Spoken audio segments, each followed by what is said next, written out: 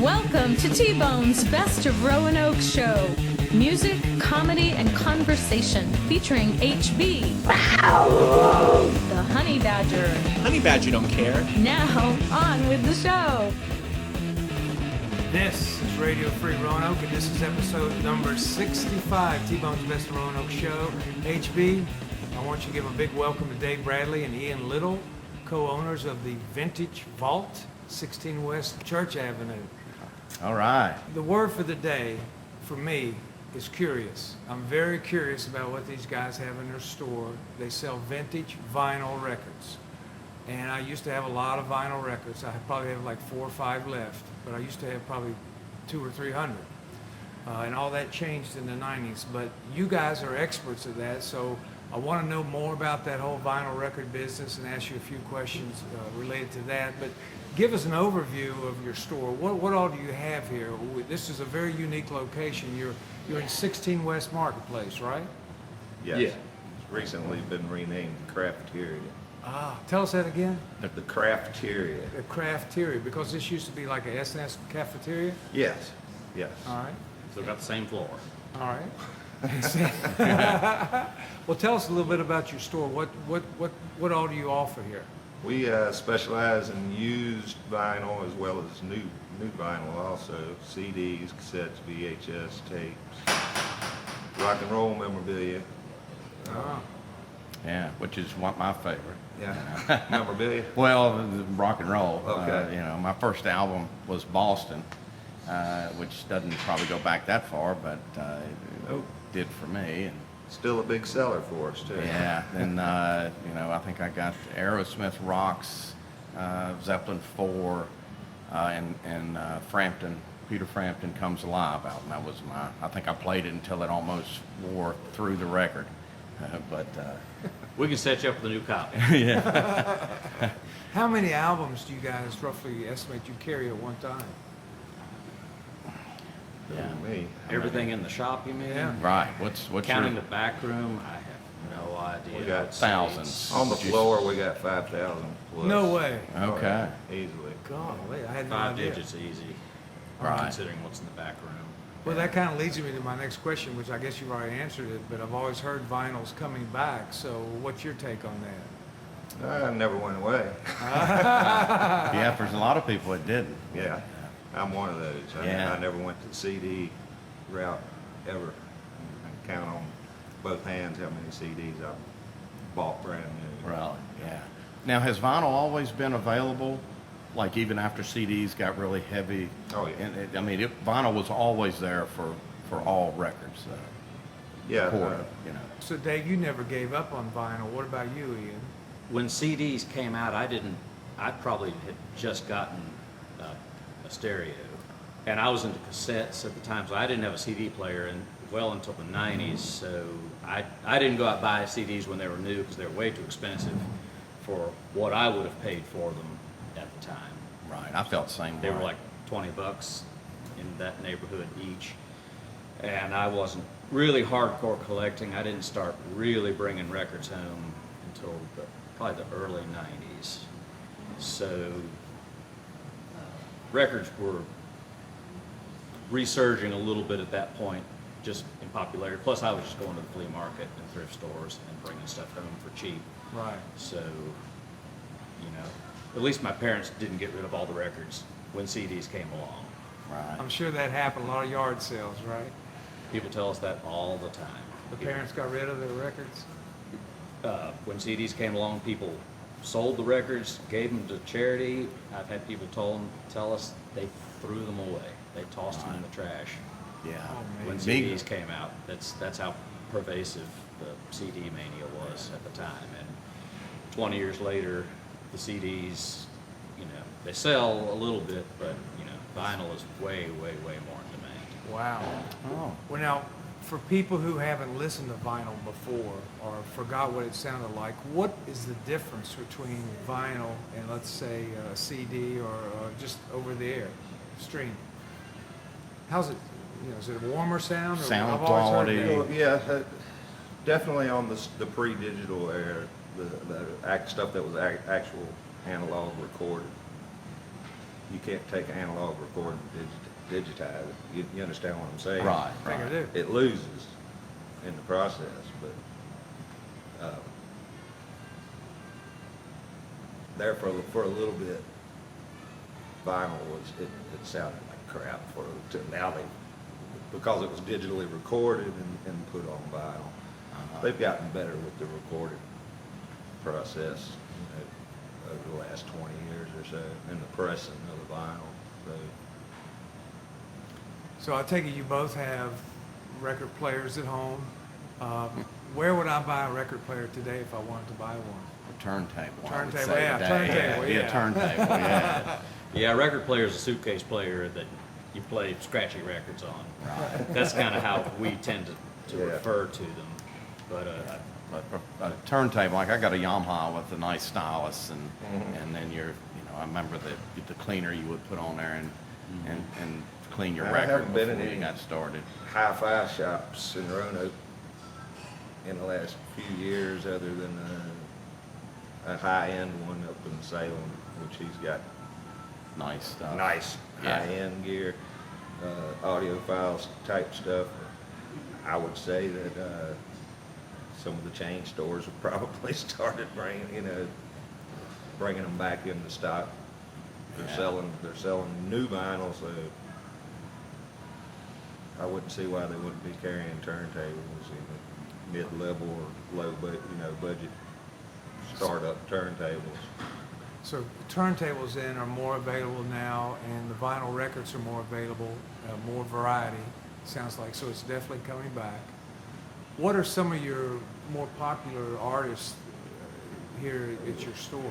Yeah, when it comes to vinyls, I'm saying, what's hot, Oh, Is there something that's like when, what stays pretty good is Led Zeppelin, Pink Floyd, Fleetwood Mac, metal, any kind of metal is good. Punk, Neil Young, a lot of the obvious big names right, that you would expect people want. yeah.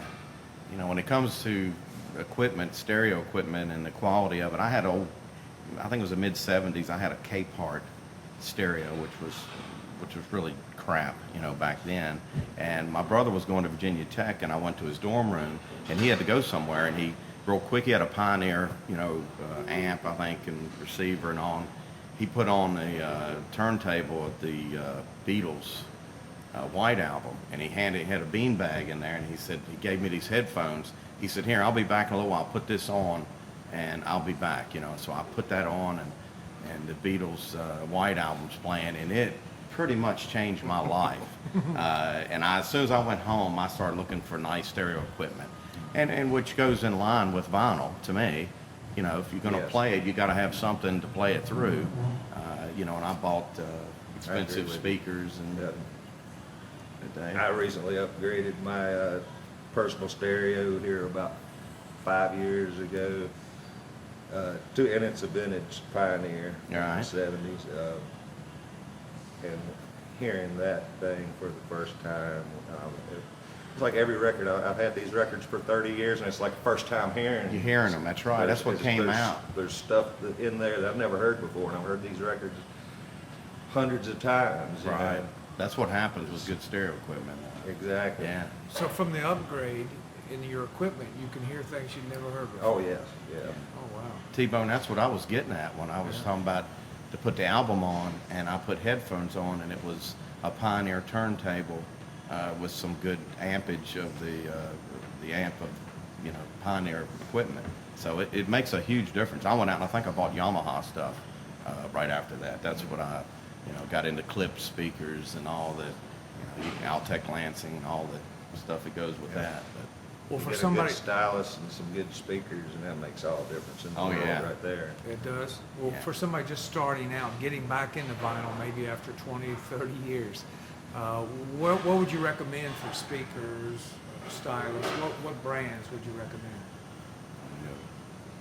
Pioneer is good from the 70s. Clips. There are so many, right, yeah. so many out there. Yeah. It's, Okay. They're all it good. really based on how much money you want to spend on Right. it. And spending more necessarily doesn't mean it's better either. It all depends on your personal ear. Matter of fact, in the late 70s, I think, I bought some Koss headphones, and I still have them today, and they are absolutely fantastic. And they change music too. You was talking about good stereo equipment can bring out stuff of a record, some good vinyl stuff, but you put those headphones on, and you can go into a different zone. So I understand that altogether. Oh yeah. Well, then, as far as appraising a record, what makes a record valuable to you? What process do you guys go by to? What makes a record valuable? Demand is number one. Right.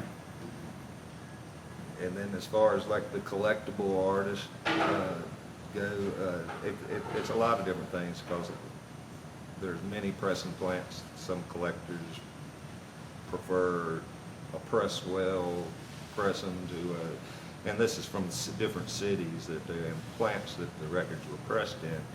That can affect the value of the record, whether the label variation. There's so many things. You really got to get kind of nerdy to Right. And there's a lot of rare records that aren't worth anything. Really? Yeah.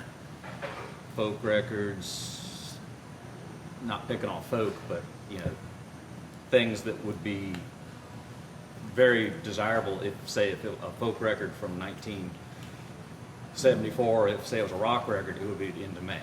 But if it's just something that was pressed locally, if it's a country record or a folk record or... Arlo Guthrie and Alice's Restaurant. You ever heard of that? Yeah, that's worth a little bit more, but just there's a lot of records that just there is no demand for.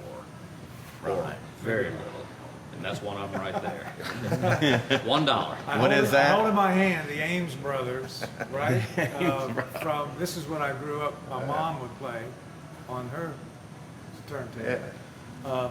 So, But there again, some of those records on the Red Seal RCAs and Living Stereos are really collectible for some people. Okay. well, to me, that's what makes it unique at the top. It says Living Stereo. And that helps, yeah. Yeah. It does. That is a. What's the? Do y'all know what that really means? Living. Those were some of the first true stereo albums released, started in about 56 or 7 Okay. or so. The way they were recorded. Yeah. Okay. And I have a 1966 Four Tops Live album I stole from my sister, but it's in such bad shape, I think I'd have to pay you $1 to take it. And then I found, going through my 5 records, an EP of, I think this was when Born in the USA Bruce was trying to go disco or something. It has the 4 different cuts of It's got the Freedom Mix Born in the USA, yeah. and dub. And That one's fairly collectible record. it's- You see that way less than the full LP. Right. I think we have I one don't of think those so. in the shop there. Very common. But Now the Leonard Skinner album. There was one. I can't remember the name of it. Street Survivors. Yeah, I think it was one of them had fire in the background. Maybe was it after the plane crash? Yeah. All Yeah. right, what's the deal on that? They're still fairly sought after. People ask us if we ever get them. We've had them before. They're not worth an insane amount, but those are good. If they're in good shape, it's still They sell. a collection.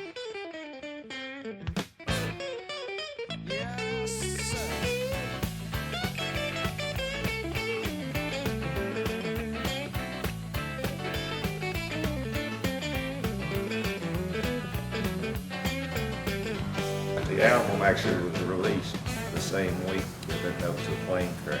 So they're standing in the ball of fire, so they airbrushed that off. They changed the They cover. withdrew the cover.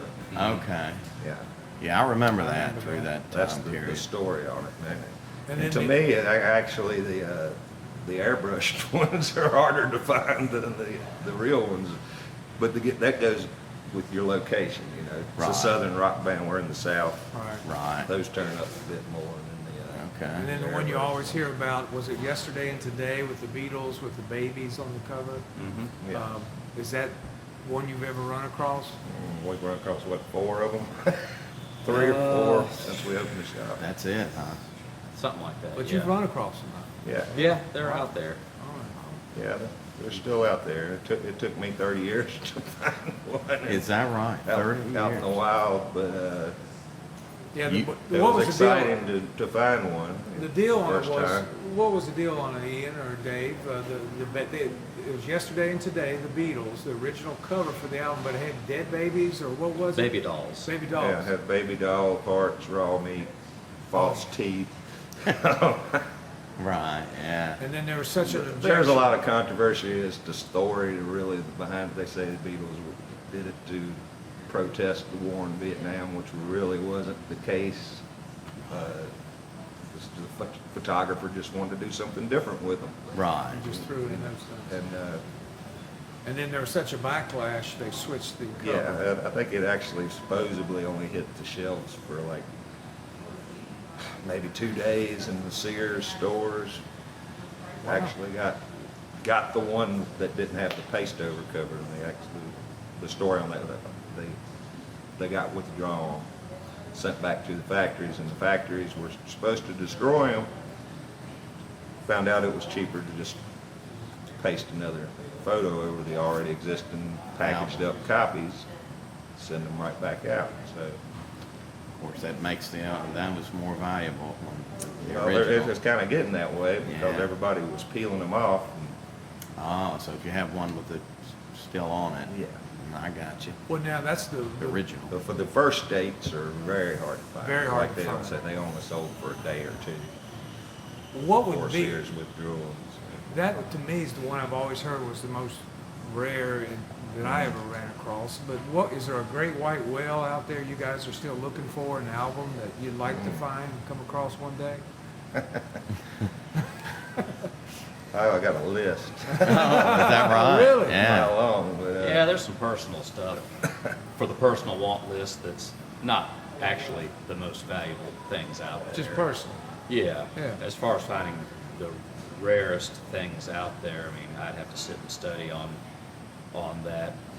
And if I did find them, you know, I'd be so excited about finding it, I'd probably want to hang on to it for a while. Right. But Everything's got a price. yeah, Yeah, certainly. that's right. And Yeah. where do you typically find your records? People just bring them in, or you go to yard sales or estate sales?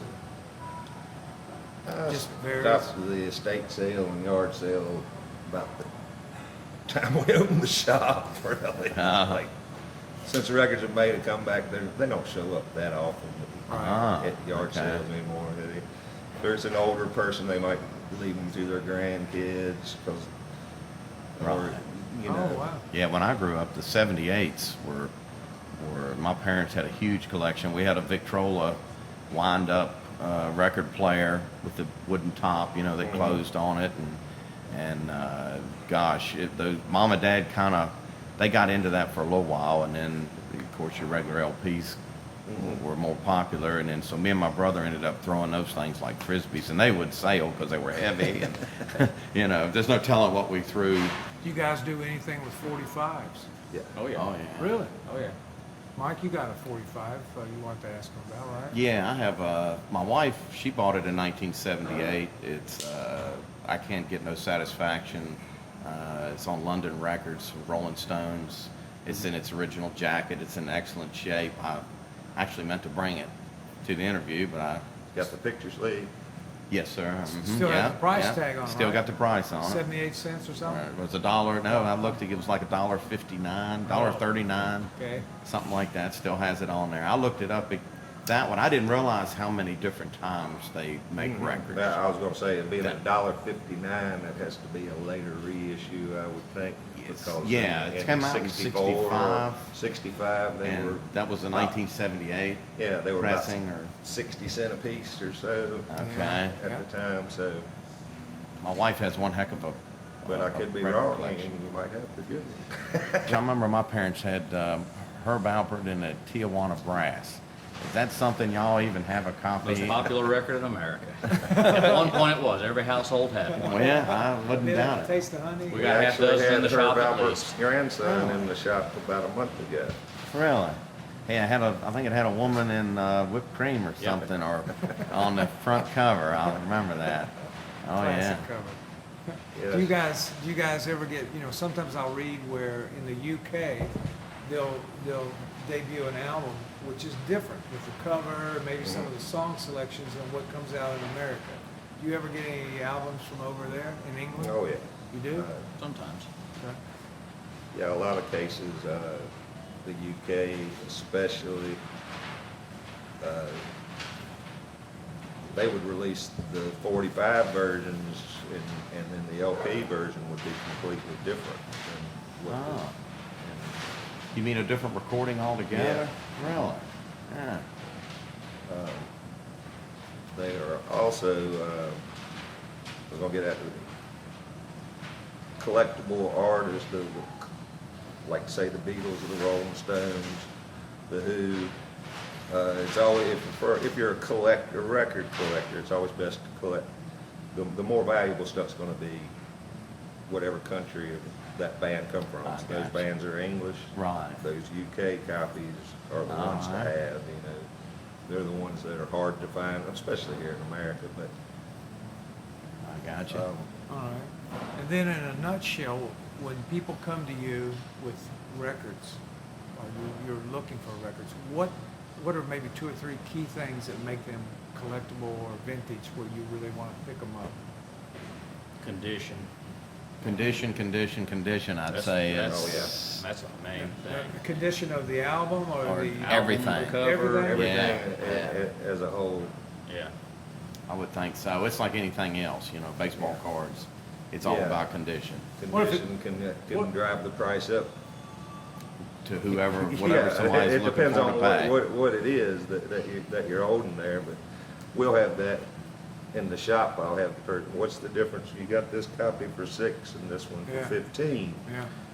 Condition. Yeah. Right. You just look at it and you know what the difference is. So if I came to you guys and I had a good cover, no water stains, dust jacket, and I had the album, and just had one scratch, but the scratch was maybe 5 inches long, would that be an impediment? If it's a feelable scratch that's gonna affect play, yeah, that's gonna hurt. Can you take any of that Yeah, out? sometimes looking at them, you can look at something else, say it has that scrape. You can, like he says, if you can't feel it with your thumbnail, Yeah. it'll probably play through. Boy, when a record unalloyed. skips though, that is just, Not much you can do. that's a piece of plastic after that. That's all you guys That's back your in the frisbee. '70s sticking That's your those frisbee. nickels and dimes and quarters On on the top. tone arm. Yeah, That's that's right. right. I forgot about that. That's right, I'd put it, yeah. you're Yeah. right. You had to hold it down. Yeah, to keep it from skipping. But sometimes you get just hazy marks that's from pulling it in and out the paper sleeve. And Right. those normally don't have any. They're not down in the Bad grooves, effect on it's them. just surface. Just looks rough, but it'll normally play, very smoothly. Okay. If you clean it and it's not warped or anything else. And one more question from me, and then I'll let you guys wrap it up. Just to highlight your store and anything else you want to touch on, how people can find you and get in touch with you. But I heard this on the radio the other day. They had a list of Rolling Stone did the top 10 debut albums of all time. And so I said, well, I'm going to ask Ian and Dave, and you too. You mentioned Boston. That was a debut album. That was a big one. But what do you, in your mind, what are your favorite debut albums of all time? Picking one's gonna be tough, but just off the top of my head, It can be more than one. first Susie Quattro record, the first Stooges record, first television record, first Patti Smith record. Yeah, that was one of the These top. are just Ah. these are just things that are springing to mind. Dave, what would be your Debut. Clash debut, Yeah, that was one of them. oh yeah. Sex Pistols, Nevermind the Ballad, That was one of the them. Stooges, Elvis, Yeah. Elvis Presley's first record. Oh. The Ramones, you into the Ramones and all? Oh, Ramones Yeah. definitely. Yeah. That's funny you say that. The top 3 were Beastie Boys, License to Ill. Number 2 was Ramones. And number 3 was Are You Experienced by Jimi Hendrix Experience. Oh yeah. Right? So those were the top debut albums based on their poll. All right, guys. Well, we love your store, and it's 16. Well, you tell me exactly where it is Yeah. and how people can get in touch We're with you. at 16 Church Avenue in the Cafeteria Marketplace. and we're here Monday through Saturday, 11:30 to 5. All right. And if you're looking for a record, or if you have records to sell, Yeah, we're always looking to purchase quality used record collections. Okay, bring them down. Let's Yeah, all check them out. Bring them down, CDs, VHS tapes. What else we looking for here? Audio cassettes. Yeah, just to talk music, because I'm sure y'all Yeah, are music talk people, music. and that's what it's all about. That's Some right. music memorabilia, posters, music Okay. magazines, stuff like Cream, Hit Parader, things like that. Yeah. do you have buttons or stickers? Yeah, We do. buttons, stickers, T-shirts. T-shirts? Yep. All right. I might give me some Hendrix stuff. We got some Hendrix in there for you. I bet you do. I'm listening to a book on it right And now. we have Black Friday next month. Then All right. They do another record store day. I don't know if you guys are familiar with Record Store Day. Tell us about it. Yeah. Record Store Day is April 20th, 23rd every year, and they do a whole few hundred special releases come out, and they're only available in indie record stores like ours. Oh, so you can't okay. go to any box stores and get these things. And there's Black Friday releases also, so we'll have some of that stuff coming in. All right. So you always have new arrivals and stuff like that. Yeah. I tell people we put new records out every day. Every day? That's true. Yeah. Yeah. Every day. Wow. All right. All right. Well, I'm gonna go get my turntable. All right. Crank it up, volume 11. Well, And you guys are so good. We appreciate it. Thanks so much. Thank Ian and Dave, Hey, thank thank you you. so much. Thanks for having us on. Yes, sir. It's a wrap.